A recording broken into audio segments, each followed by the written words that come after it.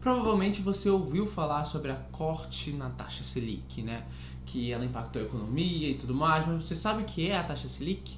Sabe como ela impacta a economia e seus investimentos? Se não, preste atenção no vídeo. Roda a vinheta, editor.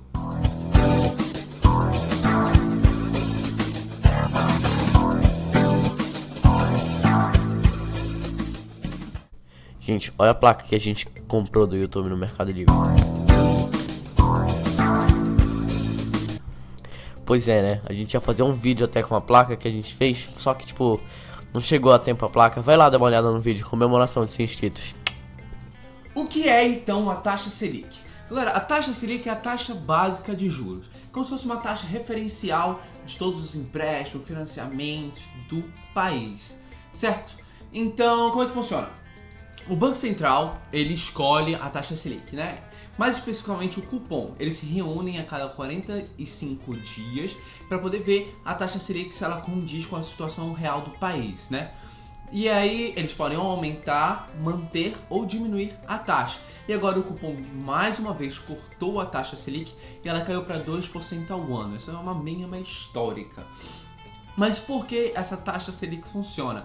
Ela é a taxa referencial, como eu já disse, e ela também é muito influente na emissão de títulos públicos, né? Provavelmente você já ouviu falar do Tesouro Direto, né? Lá o Tesouro Direto tem IPCA, tem Selic, tem um monte de coisa, mas a mais comum é a taxa Selic, né? Que não é essa Selic meta que o cupom escolhe, é a Selic over, como se fosse uma taxa mais real, só que elas são basicamente muito parecidas, eu não quero entrar nos detalhes, né?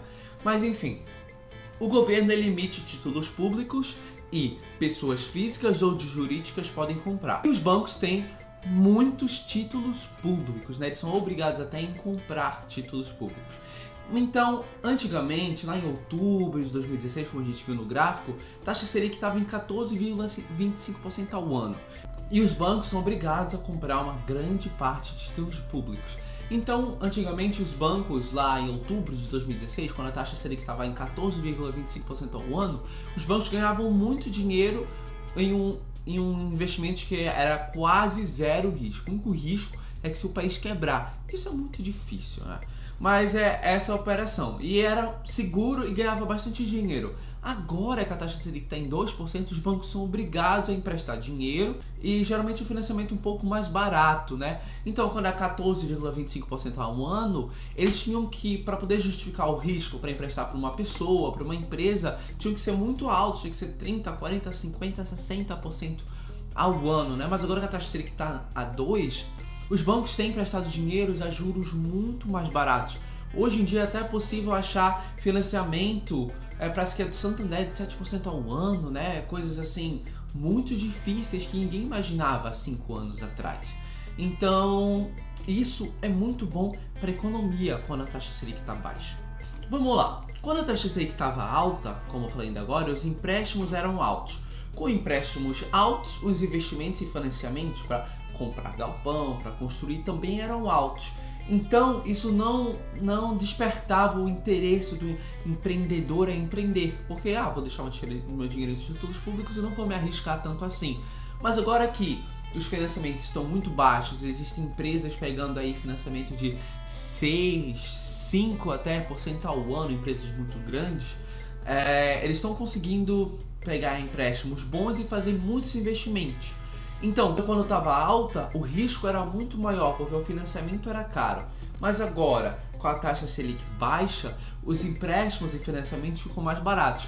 Então, mais empresas pegam mais dinheiro para investirem mais. E investindo mais, o que precisa fazer? Precisa contratar empresa de engenharia para construir, precisa comprar maquinário para poder construir as coisas na fábrica, precisa contratar gente. Então é uma cadeia muito grande que vão ganhando dinheiro e precisam contratar pessoas. Contratando pessoas, as pessoas têm mais empregos, o desemprego cai. Com mais empregos, a população do Brasil tem mais dinheiro. Tendo mais dinheiro, eles compram mais. Então, comprando mais, as lojas compram mais das fábricas, e as fábricas crescem mais, contratam mais pessoas e acontece um boom na economia muito bom. Então, por isso que a taxa Selic baixa todos os empréstimos e financiamentos, teoricamente, também ficam mais baixos, certo? Por isso que ela impacta a economia. E como é que ela impacta os seus investimentos, né? Gente, a renda fixa morreu, né? Então, as pessoas estão migrando da renda fixa para renda variável. Não todos, mas muitas estão.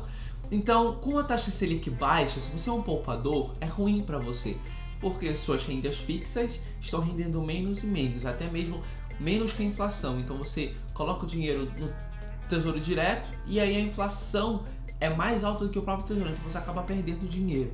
Mas se você é um investidor, é bom, porque tem um boom na economia, as empresas crescem e todo mundo ganha mais dinheiro. Então, eu recomendo, se você é um investidor de renda fixa, que você migre para a renda variável, né? Porque com esse boom agora na economia, mais empresas estão abrindo IPOs, que é Initial Public Offering, que é quando uma empresa vai para a bolsa. Então, tem mais empresas na bolsa, mais empresas captando dinheiro. Também tem muita mais empresas de fundos imobiliários na bolsa. Então tem muita gente atrás de fundo imobiliário, vamos crescer. Então essa migração da renda fixa para renda variável tem sido muito grande. Eu não estou lembrado agora, vou mandar o editor colocar aqui, mas há 2-3 anos atrás tinham mais ou menos 600 mil pessoas na Bolsa de Valores. Hoje chegou até em 2 milhões de pessoas. Então tem acontecido essa imigração da renda fixa para renda variável muito forte. Como é que fica a poupança com a taxa Selic a 2% ao ano? A poupança fica 1,4% ao ano. Né? Se você investiu R$100, depois de um ano você vai ter R$101,40. Isso dá 0,12% ao mês.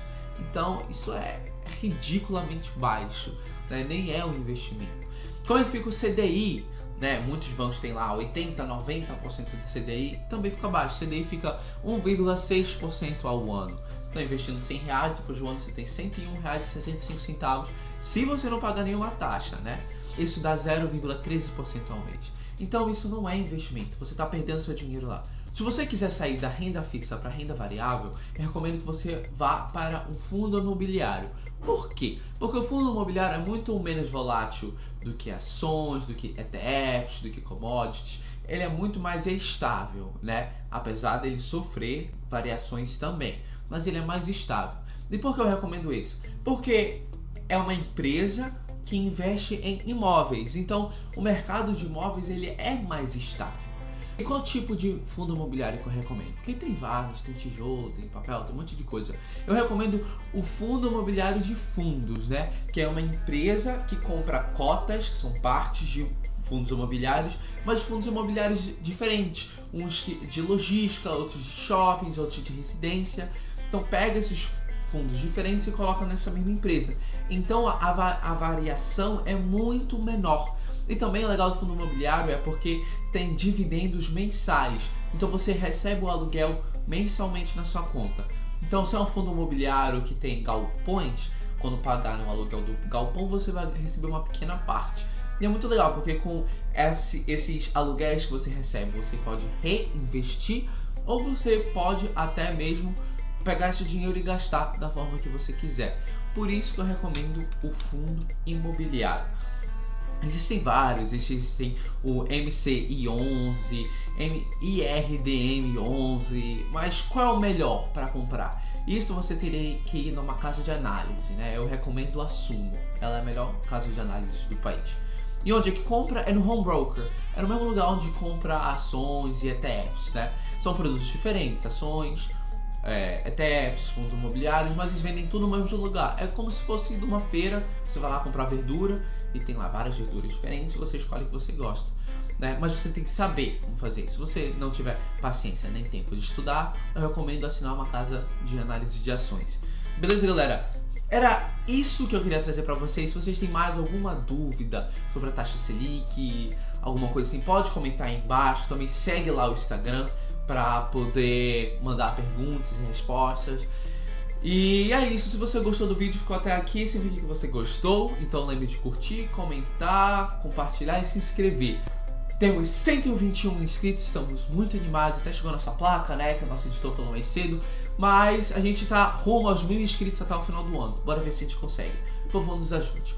Muito obrigado e bora investir!